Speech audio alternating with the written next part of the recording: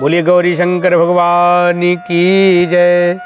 आज आप लोग इस वीडियो के माध्यम से जानेंगे 2024 में करवा चौथ व्रत कब है और चांद देखने का क्या शुभ समय है।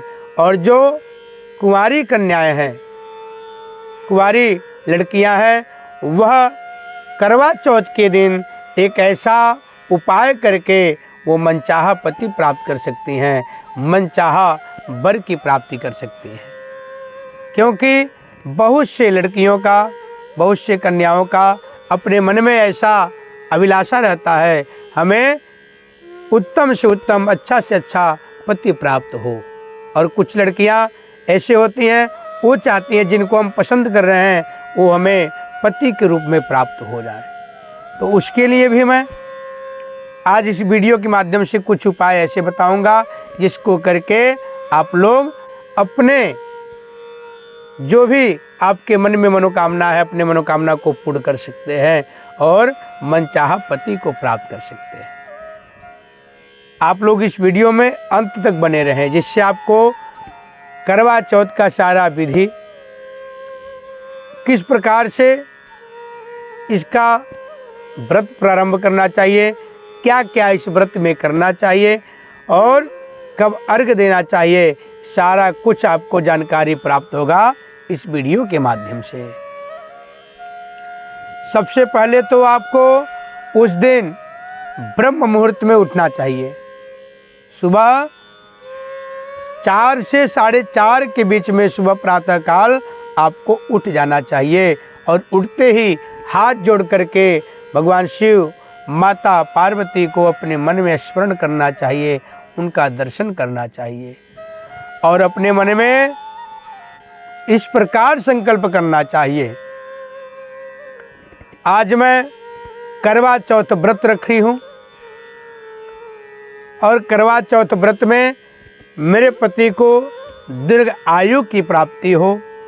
इनको नौकरी में जिसका जो भी है, जैसे मान लीजिए कोई नौकरी कर रहा होगा, कोई बिजनेस करता होगा, तो जो काम जो करते हैं उस काम को ही बोल देना है।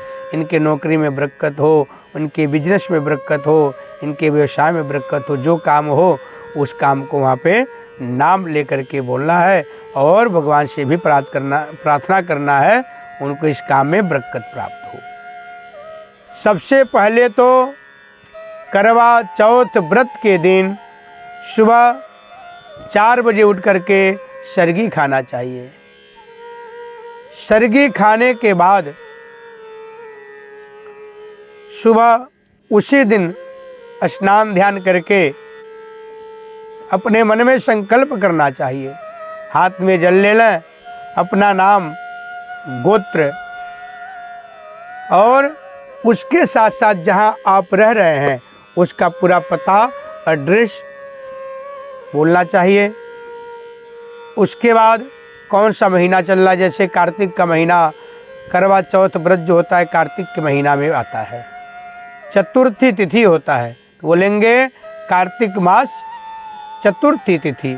इस बार रविवार के दिन पड़ रहा है, बोलेंगे रविवासरे।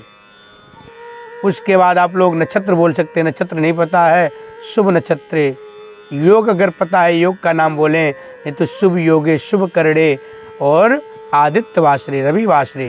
उस दिन रविवार है, आदित्य वासरे है, तो नक्षत्र को बोलेंगे।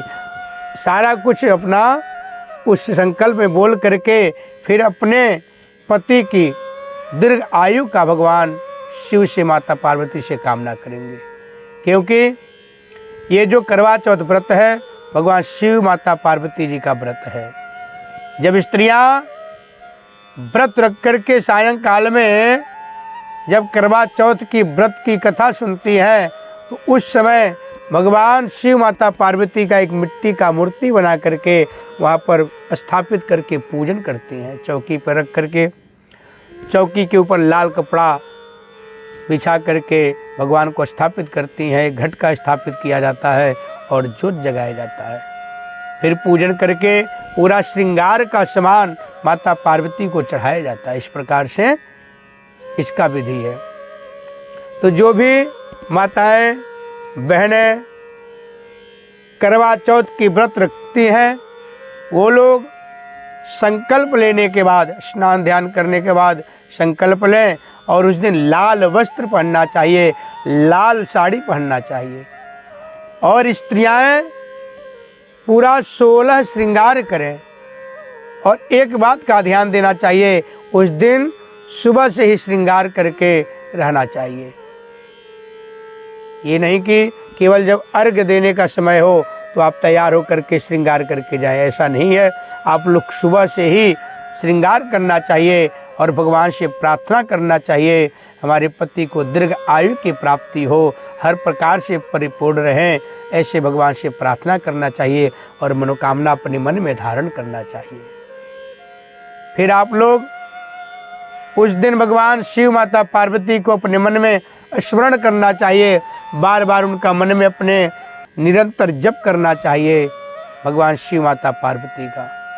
फिर दोपहर काल में 3 बजे या 4 बजे सबसे पहले मिट्टी के शिव और पार्वती का पूजन करें।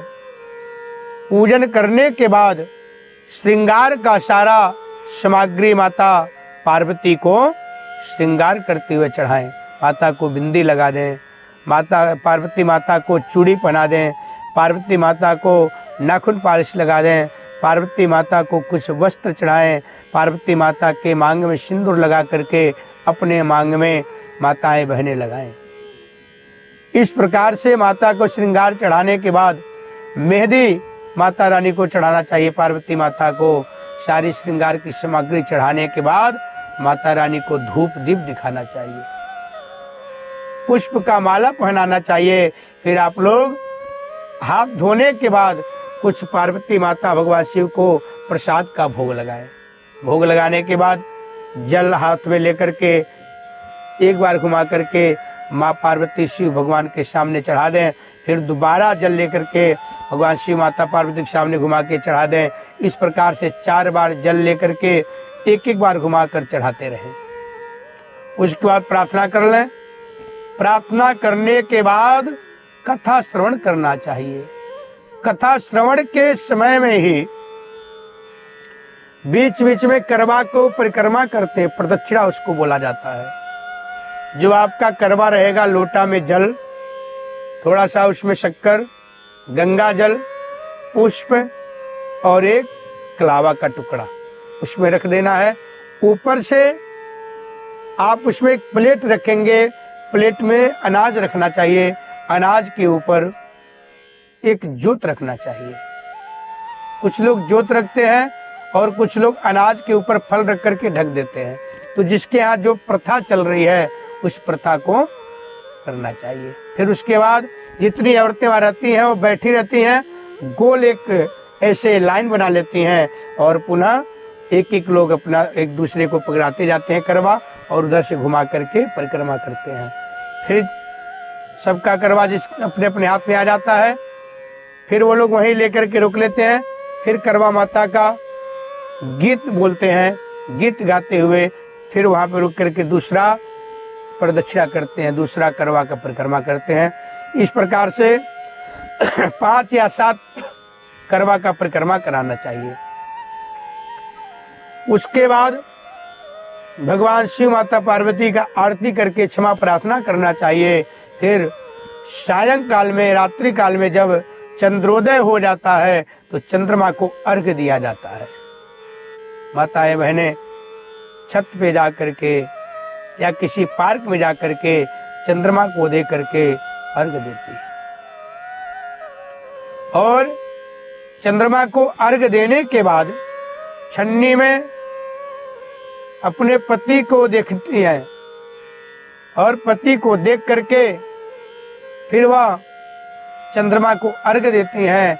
उसके बाद जैसे चंद्रमा को अर्घ्य माताएं बहनें दे देती हैं, फिर वो अपने पति के हाथ से कुछ मीठा खा करके और जल पी करके व्रत खोलती हैं। तो जो भी माताएं बहनें व्रत रखती हैं उनके पति अवश्य ध्यान दें। उस दिन सायंकाल में बहुत प्रशंसा के साथ, बहुत खुशी के साथ चंद्रमा का अर्घ्य दिलाते हुए छन्नी के सामने खड़ा होकर के अपना दर्शन दें और दर्शन देने के बाद चंद्रमा को अर्घ दिलाएं। अर्घ दिलाने के बाद कुछ मीठा खिला करके अपने पत्नी को फिर जल पिलाएं और उनका व्रत खुलवाएं, क्योंकि आपके लिए ही माताएं बहनें ये व्रत रखी है और उन्होंने अपने शरीर को कष्ट दिया है। व्रत रखना इतना आसान नहीं होता है, और जो व्रत बिना कुछ खाए पिए, बिना अन्न जल ग्रहण करते हुए किया जाता है, जिसमें अन्न भी नहीं खाना है, जल भी नहीं ग्रहण करना है, तो वो बहुत कठिन होता है। तो आप लोग भी अपना जिम्मेदारी समझें और उस दिन सायंकाल रात्रि में जैसे ही अर्घ का समय हो अर्घ दे दें। और जो कुंवारी कन्याएं हैं, इस दिन भगवान शिव के समक्ष बैठ करके, माता पार्वती के समक्ष बैठ करके एक मंत्र का जप करें। वो मंत्र मैं बोल रहा हूँ, आप लोग इस मंत्र को श्रवण करें और उस दिन जितना से ज्यादा जप कर लें, आपका कार्य बहुत जल्दी ही हो जाएगा। तो आप लोग मंत्र को बहुत ध्यान से सुने। ओम कात्यायने महामाये महायोगिन्यधीश्वरी नंद गोपसुतम देवे पतिम मे कुरुते नमः। एक बार मैं पुनः मंत्र को बोल रहा हूँ, आप लोग बहुत ध्यान पूर्वक श्रवण करें और इसको बहुत शुद्धता के साथ बोलें। ओम कात्यायने महामाये महायोगिन्यधीश्वरी नंद गोपसुतम देवे पतिम मे कुरुते नमः। इस मंत्र का रुद्राक्ष के माला से कुंवारी कन्याएं, लड़कियां इस जप को करें। इस मंत्र से, मंत्र का जप करते हुए जितना अधिक से अधिक इस जप को करेंगे, उतना जल्दी आपका विवाह कार्य संपन्न हो जाएगा और मन इच्छित प्राप्त होगा, मन इच्छित वर आपको मिलेगा।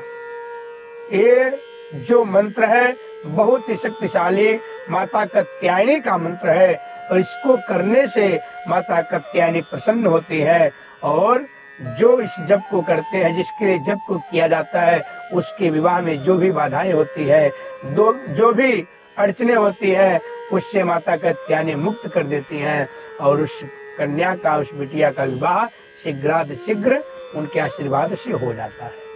2024 में करवा चौथ व्रत 20 अक्टूबर दिन रविवार को है, और जो रात्रि में चंद्र उदय होगा 9:42 पे चंद्रमा का उदय होगा।